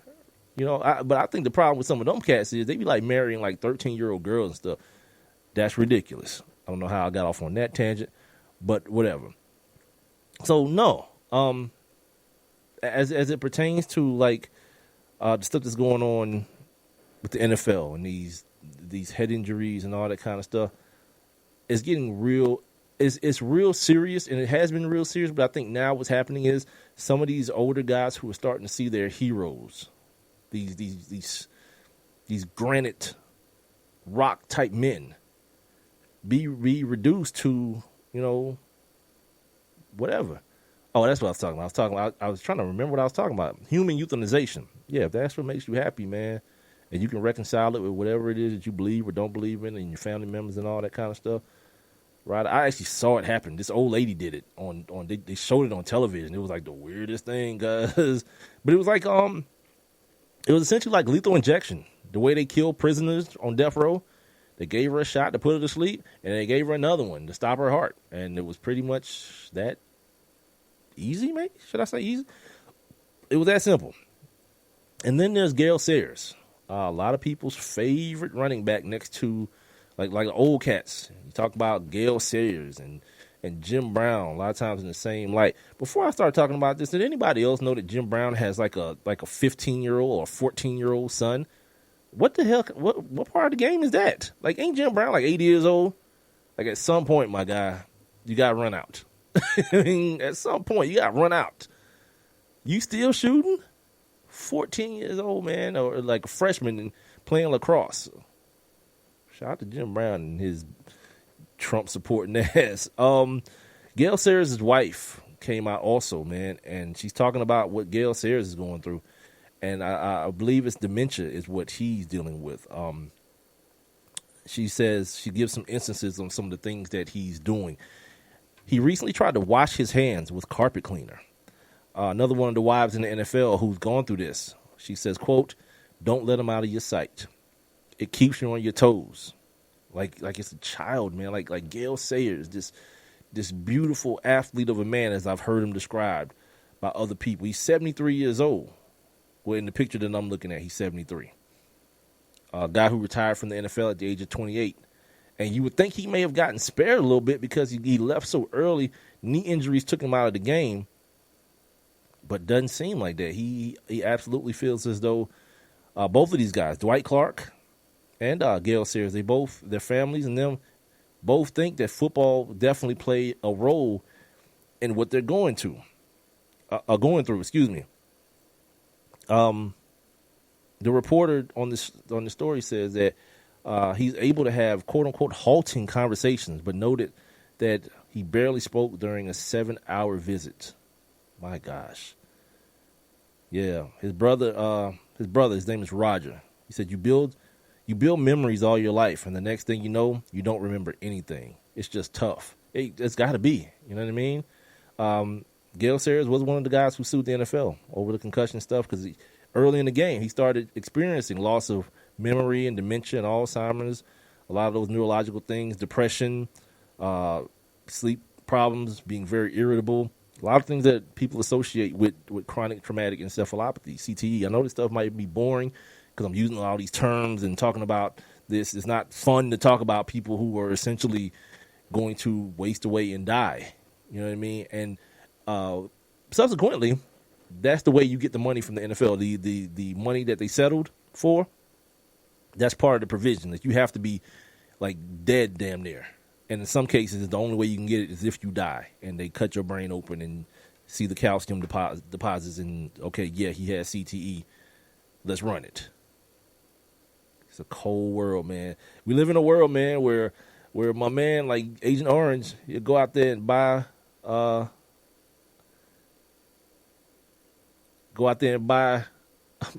weaponry, but ain't no damn feeding these poor kids and these old people. We live in a cold, cold world, man. It's like a new day where like no one cares. My man Lewis, I think this is a guy, Lewis. I can't see the picture; it's so small, and I'm halfway blind. But I'm going by. Oh yeah, Lewis Anthony. Yeah, so it's a guy. He says I'm not boring. I'm educating the masses. I don't know. I'm not really the source for education. I'm pretty much an idiot myself. But these are just the things that I find interesting. You know what I mean? I find the hypocrisy that lies between being a sports fan, which I am and many other people are, and the actual thing that we're consuming, the sport. There is a huge level of hypocrisy going on with this March Madness stuff, the way these kids are out here making all these millions and billions of dollars for the NCAA and these schools and not seeing a dime of it, but yet we sit back and we love it and we fill out our brackets and we live and die and oh my God, what a game, what a finish, and we consume the hell out of it. The same thing goes with professional football. There's a hypocrisy that lies within it, where we love Sundays and Saturdays and we love these big, just out of body, humanly, just amazing athletes doing things that we can never dream of doing. Even though we are educated enough to know that they are ruining themselves. They are ruining themselves in pursuit of a better life, though. And I think for the most part, given, especially the guys who are playing now with the money that's being thrown around now, very few would say I regret it. And even more are doing what I think is a smart thing. You saw this kid, the kid that played tight end, Jordan Cameron, or is it Cameron Jordan? There's two of them, and I can't never figure out which one. Anyway, the tight end who retired last week, he's 28 years old. Like, you know what? A couple of these concussions, I'm good. I'm out of here. At the younger ages than that, because, the thing that I'm always talking about, options. Options allow people to make decisions, man. Like, when somebody says, this is all I know, this is what's going to feed my entire family, ain't a whole lot of options there, B. You got to play football. Ain't a whole lot of options. But guys like Torrey Hunter Jr. got a concussion last year for Notre Dame. He was like, I'm good. I'm out. David Robinson's boy, same thing.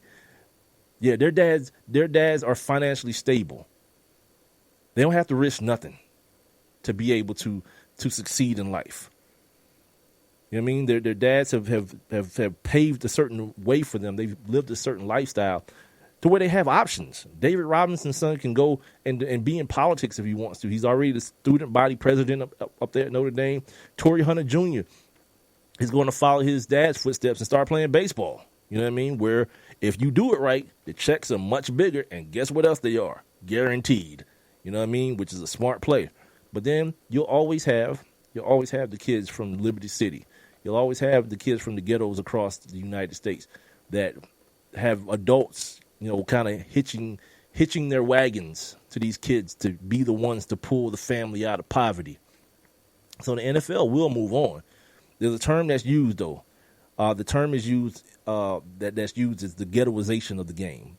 Have you've seen it with the U.S. military? Something that gives poor kids an opportunity. Boxing is going from this club sport to like a bunch of Hispanic dudes, poor white guys, and black dudes. that's pretty much what boxing is now. And every time you see a white dude pop up, it's like, oh, look at that, the Great White Hope. You know what I mean? That's how you identify him. And the same thing is probably going to happen to football eventually, man. You know what I mean? As kids begin to see more options. And I'm all about that life. Options, man. Options help people. Options help me. I didn't know I had an option to go to go to college and play football. Someone told me I did. Someone told me they'd make it happen for me, and it did. And it changed my life. It took me out of a situation where I was surely to find trouble, and just took me away to see other things. It wasn't necessarily like the best 4 years of my life. I'm not going to be that guy, but it was different. And it gave me the ability to look at something from my current situation, which wasn't like ghetto stuff or nothing like that. But it gave me an opportunity to look at my situation from the outside looking in and say, all right, now I have an option. I have a second option. I have the ability to look in other places to succeed in life.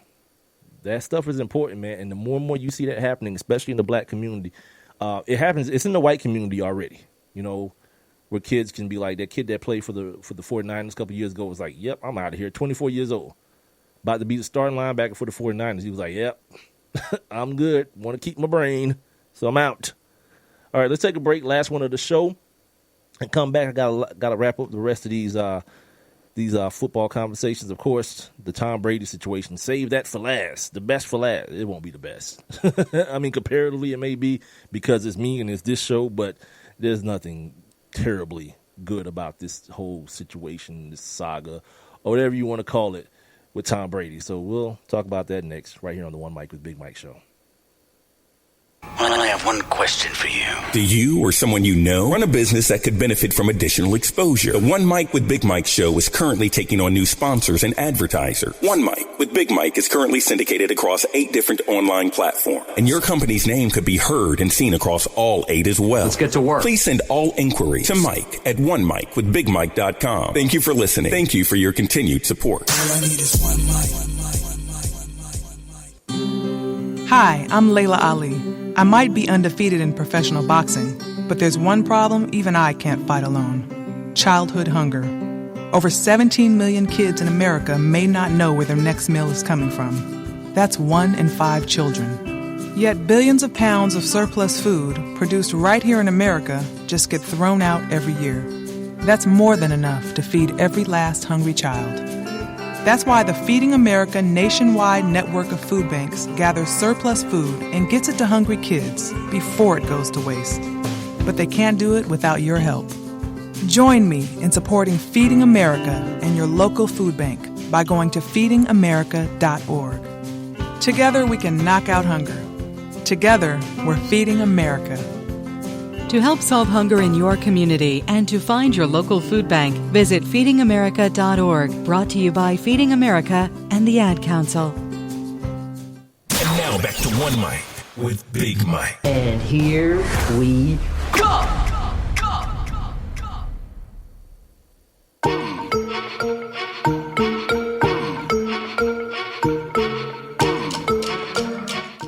Hey, did y'all know that there was a such thing as a black rhino?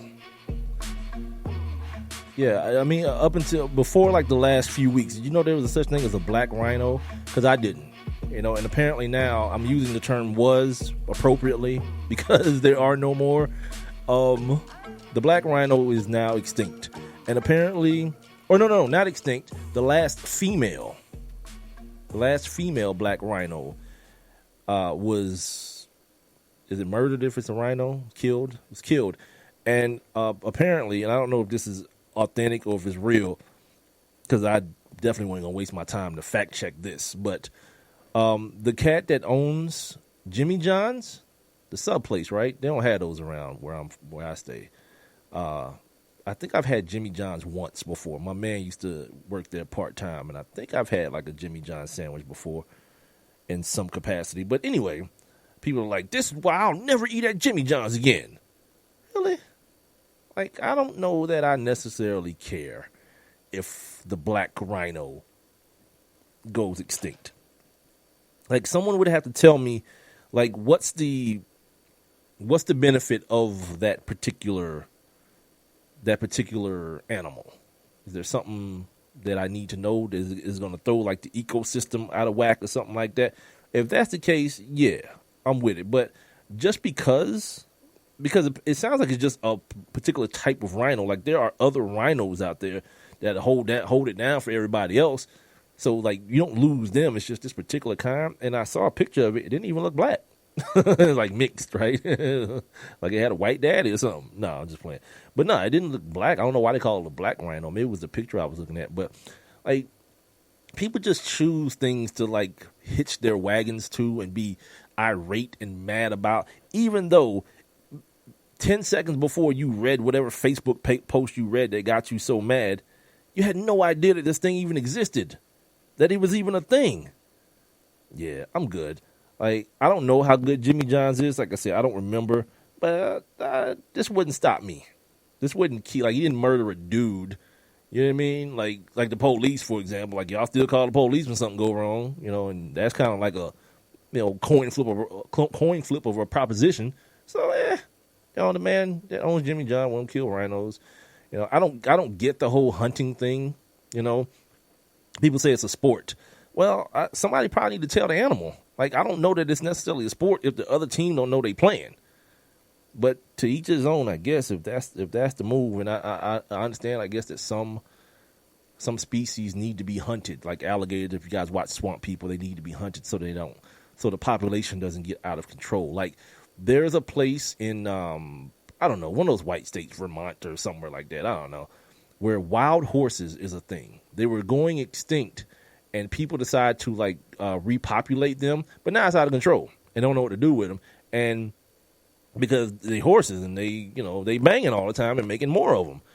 And the one option is, of course, to just find them and make dog food out of them and keep it real. But people, white people, are like, no, we can't do that. So apparently there's these ladies that are going around and they are shooting the horses with birth control. That's not like human birth control. Is not 100% effective. And that is their way of kind of quelling the population of these wild horses because, of course, they're that important. Nope. Don't think so. Really don't. Anyway, got a couple minutes left here on the One Mic with Big Mike show. Appreciate you guys joining me, everybody who checked in here. Oh, Charlie Horse. Ooh.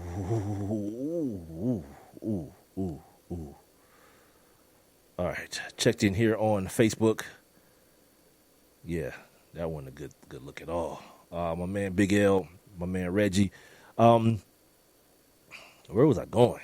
Also, don't forget you guys can catch the show on demand. If you missed any portion of it, you can catch the show on demand on Spreaker.com, Spreaker.com. Make sure you sign up for your free account and follow the One Mic with Big Mike show on Spreaker.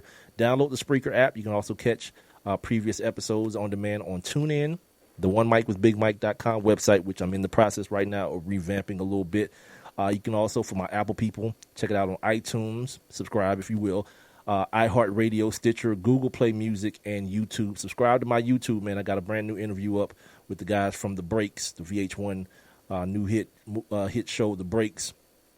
Antoine Harris and Synchro Walls are on that joint. And make sure you check out the Facebook page and like it. And go to my Twitter page, One Mic with Big Mike, and answer my hashtag.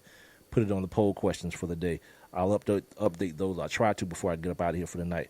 A couple of last little scragglers to, Oh, no. I got to get into this. And I only got like 20 minutes to do it in. So this weekend,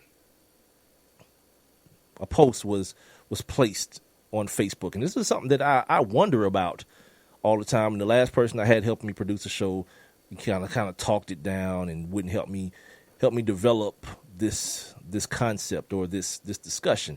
And the discussion being black male athletes consciously choosing white women to be their girlfriends or wives and everything. And I guess probably along the same lines are maybe Hispanic women. I see that a lot as well. I don't have a problem. Like I said earlier, man, find your happiness. And if it's something that you genuinely makes you happy and secure and all those things, if it's a purple broad, get on some of that purpleness, dude. You know what I mean? But I do wonder sometimes, though, like, is there some sort of association, some sort of symbolic association at times with being successful as a black man and having that white woman? This guy from the Redskins, Lyndon Antoine Trails, he asks black athletes, he asks why black athletes seem to marry white women. And he got a response, as you can probably understand. There was a response to this. This guy, at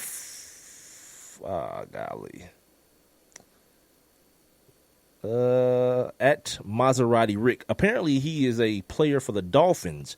And here is his reason why black athletes choose white women. He says the answer is simple, brother. Most of the sisters were raised in broken homes. That can't be quantifiable, can it? And they don't have proper guidance to how they should treat a man. So they mess up a lot in relationships. The biggest difference is a white woman knows her position and accepts her role as a woman and lets her man lead. This is one of those what am I looking for? One of those stereotypes that seem to follow white women, like they're submissive and subservient and meek and all these things. And I wonder how many of the white women that he's talking about find themselves in those positions or find themselves being comfortable placing those positions because of the financial stature of the guy that they're with. Like, I want to talk to some dude that's making like $40,000 a year and like drives a Chevy that has a white woman. If it's that same thing, like she just know her place. She let me be the man and she follow behind me as the woman, and I drag her by her hair. That type of like Neanderthal, Captain Caveman type of stuff. He goes on to say, black women believe it's 50-50. And you have to be uneducated to ever think such a thing. Black women are stubborn, closed-minded, and always want to argue and be the boss. Men don't like that S. Speaking for all men, it's like, especially, he goes on to elaborate, especially if you're successful. Young black athletes are looking for a woman to submit to do their part. I guess that kind of answered the question I asked earlier. And they handle business. Men need, he said, he put needs. Men need peace of mind, and you don't get that with black women. Let's just leave it as is. He goes on to say the biggest problem with some women is that they can never take responsibilities for their actions. They hate to admit when they're wrong, and you can never get better at anything unless you can admit your feats. I guess that means your defeats and mistakes. Your feats and mistakes? I don't know. How would I be a better football player if I'm not coachable? Black women are not coachable. Black women are not coachable.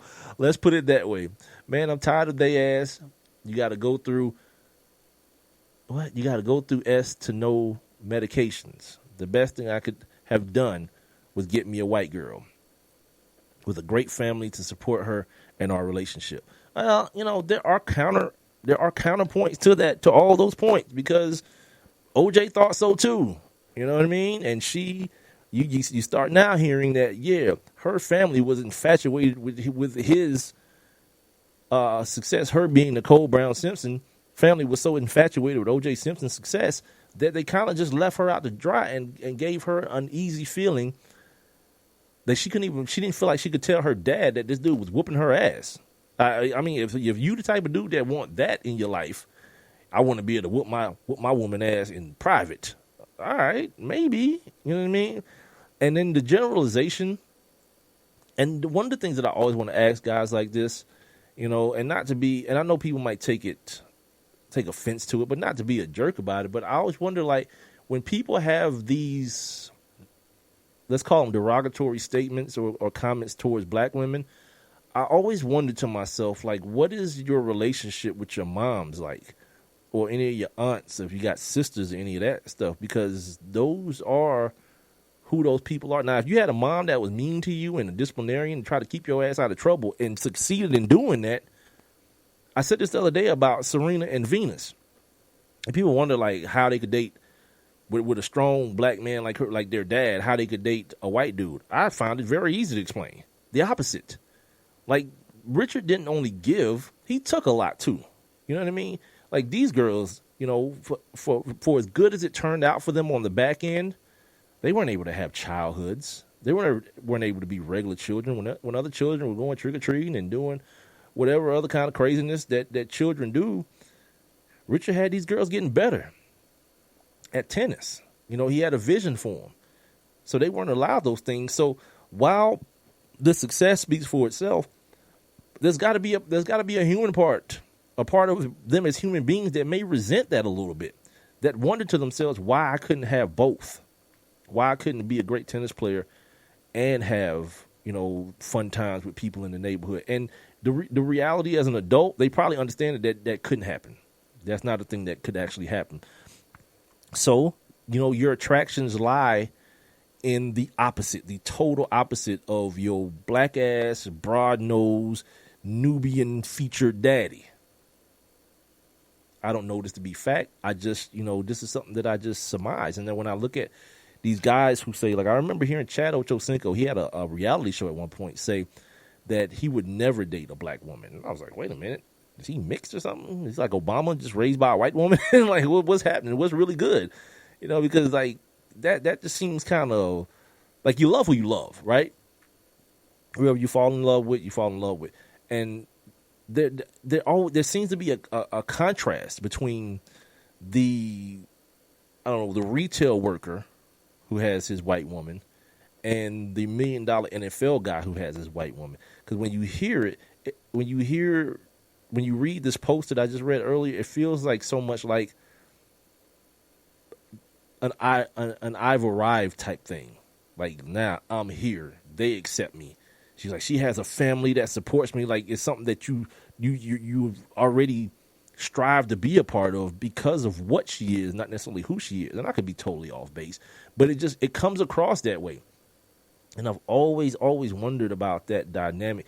And you can't find people to not be defensive about it because obviously people who are in interracial relationships tend to get bashed by both sides. People get bashed by like the white part of, you know, society, the black side of society. And then here's a question. I'll ask you guys, you know, if you're listening on demand, you can answer the questions. You can tweet them at me, One Mic with Big Mike, and leave them under the video if you watch it that way here on Facebook. But I asked my wife this question the other day, and I don't think anybody really has answers to this stuff. We know because of things that have gone on in America, slavery to be exact. When a white person and a black person make a baby together, we consider that baby black, right? And that's something that whole nonsense about one drop of blood, one drop of Negro blood makes you a Negro. That whole situation is where that derives from. There's no way to measure that. There's no way to quantify any of that stupidness. But it's something that comes from those guys who own black people. But in that same vein, if an Asian cat or woman has a baby by a Mexican, what race is the baby? Or an Australian, one of those like Aboriginal, well, they may be black though. Something else, like a Puerto Rican has a baby, I don't know, by I'm drawing blanks on all different kind of races now. On a race is not black or white. I don't necessarily know that they adopt necessarily one race over the other one as it pertains to classifying the child. I feel like that's a very black-white thing that happens. Like they were first termed as mulattoes during the days of slavery, which I think translates to like mule or something ridiculous like that. And they were made to live the lives of slaves, but treated just a little bit better than the African dark-skinned slaves to create division between the two groups, which we still have now. That's why all this stuff is going on, like Sage Steele and this kid Robert Littall from Black Sports Online. Like, they got like a real thing going on. Like, I mentioned this a couple of weeks ago, and it's like mad weird, man. Like, to the point now they're actually going back and forth at each other on social media, which is like I don't know, one of the weirdest things ever. But that's just, that's something to think about. When people of other races come together and make babies, I don't know that they necessarily assign them one race. They're biracial. That don't seem to stand up for Black America or white America when it comes to the mixing of white and black races. And people seem to not understand or not be willing to recognize where that train of thought comes from. Because apparently you're not supposed to speak about slavery in America, even though it's one of the tent poles of the country. The country was founded and built upon it. But another day and time for that. Let's clean up the notes. I did something different with my notes today. Try to make them a little bit more organized so that I'm not like skipping around and just saying the first damn thing that comes to my mind, and so things can come out a little bit more concisely. I hope it worked today. You guys can let me know. Leave your comments below the video if you're listening on Twitter or watching on Facebook or watching on YouTube if I ever decide to upload the video. Or you can just, leave your comments below or hit the little comment button on whatever platform that you happen to be listening to. Something I talked about last week is coming to the forefront this week, apparently. Spike Lee tweeted out or Facebooked out or whatever. He Instagrammed something. He met up with Colin Kaepernick, and he has some very dicey things to say about Colin Kaepernick possibly being blackballed in the NFL. And if you guys remember, for you that listen to the show, I brought this up last week, and I told you it was going to start to be a thing. When the more movement that continued to happen and Colin Kaepernick not even be mentioned, like that was my whole thing. Spike Lee went the length of the floor and started talking about Colin Kaepernick not being signed at this point. It's still early. The draft hasn't even come yet. And for better or worse, Colin Kaepernick, forget about what he did in the past. No one is paying for your past work. What are you going to do for me moving forward? And that's still to be determined. But the fact that he's not even being linked, I heard like Chris Sims or somebody, Greg McElroy, I don't know, one of those bottom feeder white quarterbacks was visiting somebody today. You're not hearing that from Colin Kaepernick's side. Not even like smoke screens that this might happen with Colin Kaepernick. None of that's happening, and it's kind of concerning. And Spike Lee came out and said they are blackballing this dude, and maybe he should have. Maybe it takes something like that to get the ball rolling. But I don't think these guys, these billionaire owners of these football teams, I don't think they're moved by that. And they're not going to be moved by it simply for the fact that Colin Kaepernick is not the generational talent that he once was. So a fan base is not going to see, let's put it into the context of last year. They're not going to see Ryan Fitzpatrick struggle and Geno Smith struggle and then holler, why don't we go out and get Colin Kaepernick? No one's doing that because he's not. And if he was that talent, he wouldn't be a free agent right now, And that was one of my biggest fears when he stopped standing for the pledge. I was like, man. First of all, I said I want him to play, not continue to be the backup to Blaine Gabbert. And then I was like, once he played, you got to be good, B. Like you don't got to be like awesome, just be good. And he was all right. He was average to below average, and that's not really a good mixture for white folks, for rich white folks. You know what I mean? I read something the other day. I posted it on my Facebook page, One Mic with Big Mike, that people are hearing or getting news that a lot of these owners say they're afraid of signing him because they don't want Trump tweeting about their team. That's a vagina move if I ever heard one. My God, that can't, it's probably true, but I definitely don't want it to be true at all. It's so ridiculous and stupid that this man can't find employment. And the only reason I care, I usually don't care when rich people have poor people problems. I rarely care. But the fact of the matter is that my man he's not just a rich guy. He's a rich guy who's doing things for poor people. Like he sent a bunch of food over to Africa because they're having a big famine. People are dying like by the thousands, by the tens of thousands from hunger. Not even like disease or anything. Just they don't have enough food to eat. Unprecedented drought, global warming, and they can't have enough food. It's either like in the Sudan or Somalia or both maybe. So my man Colin, got a plane and sent food for them people, man. So I want this guy. I want this guy to make money, a lot of it. You know what I'm saying? Because it appears that he's doing a lot for people who are less fortunate than him here. and over there. And for the people who's like, oh, you sending food to Africa, there's plenty of people starving here. That's true, but they have what's called an epidemic happening, right? Yeah,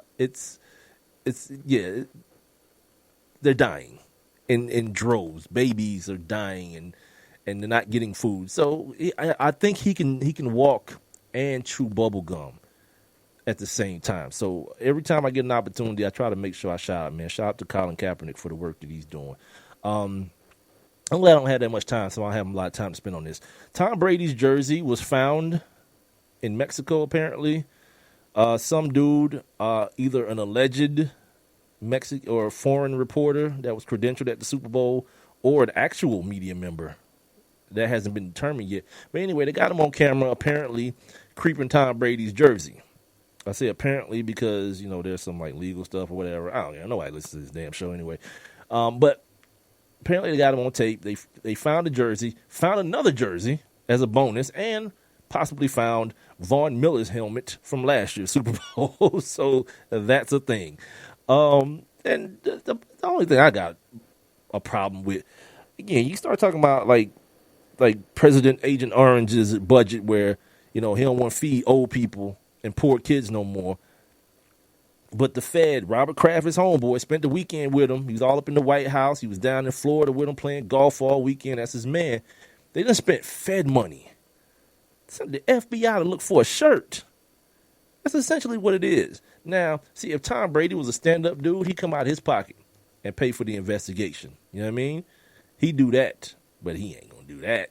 Nah, hell no. That's not in the cards. So, yeah, he got his shirt back. Got two of them for the price of one, as a matter of fact. And, yep, you and I paid for it. So, congratulations to us as well.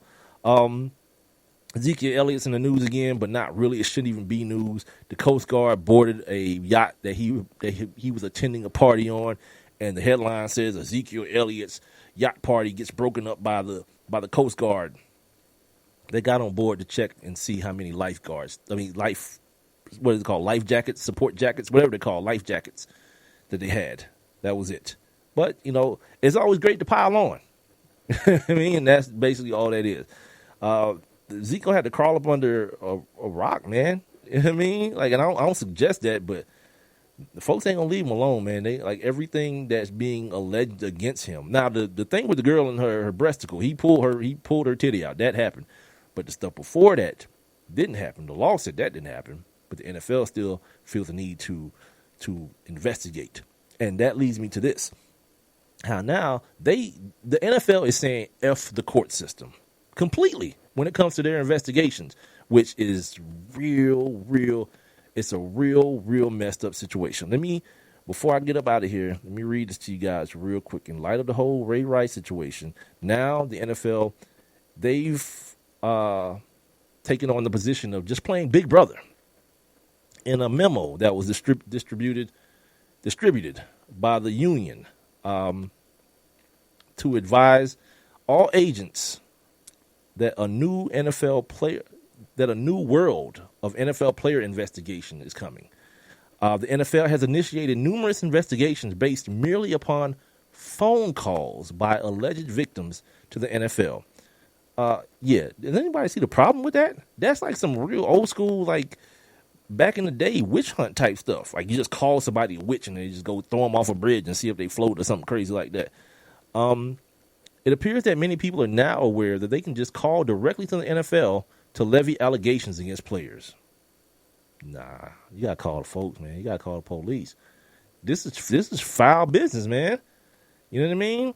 They talking about their investigations of misconduct can include your social media, your texts and emails, and they're saying that the authority they can investigate you on stuff that the authorities won't even investigate. Yeah, the NFL can't be playing police, man. That's not a thing. You know what I'm saying? Telling these dudes last year that we're gonna suspend you if you don't sit down with a meeting with us. Screw you, man. That ain't part of the gig. You threatening people with their paychecks to make them talk to you about stuff only to clear them in anyway. Yep. Just understand what I'm saying when I'm saying this, and I'll get up out of here. That if all you gotta do, you ain't even gotta call the police. You can call a person's job and get them hemmed up. that sounds like a perfect recipe for blackmailing people. And I ain't trying to get nobody ideas. Please say I'm not. But I don't think I'm not the smartest dude in the world. You don't have to be to put them dots together. Somebody just like, look, all right, you better give me 10 grand or I'm calling the league. I got them on speed dial. That's just terrible, man. Like, why do we even have law and the police and all that if all the NFL is going to do is like, you know what, F y'all, we're going to do our own investigation. Foul business, man. There's no way that can turn out good in the long run. That can't turn out well, man. Playing big brother to your employees. You know where you don't see that happening at? The NBA. Because they know it wouldn't happen. It wouldn't fly. Them players got the league by the balls. The NFL Players Association, ball-less. Castrated. That boy Roger Goodell do what the hell he want to. And this goes on till 2021, by the way. That's the next time they can renegotiate that collective bargaining agreement. So, yeah, effing joy that whole situation. This is the One Mic. This has been the One Mic with Big Mike show. I'm live every Monday, Wednesday, and Friday starting at 7 o'clock. So make sure you guys tell a friend to tell a friend to tell a friend. You can also get the show on demand anytime you want to on Spreaker.com, the Spreaker app, on TuneIn, OneMicWithBigMike.com, which is my website, iTunes, iHeartRadio, Stitcher, Google Play Music, and YouTube. And make sure you check out the Facebook page, One Mic with Big Mike, and give me a like or two and all these things. I'll be back on Wednesday, Hump Day, also Women Crush Wednesday. But until then, you guys be safe. Enjoy yourselves. Not too much, though. And I'll talk to you midweek, man.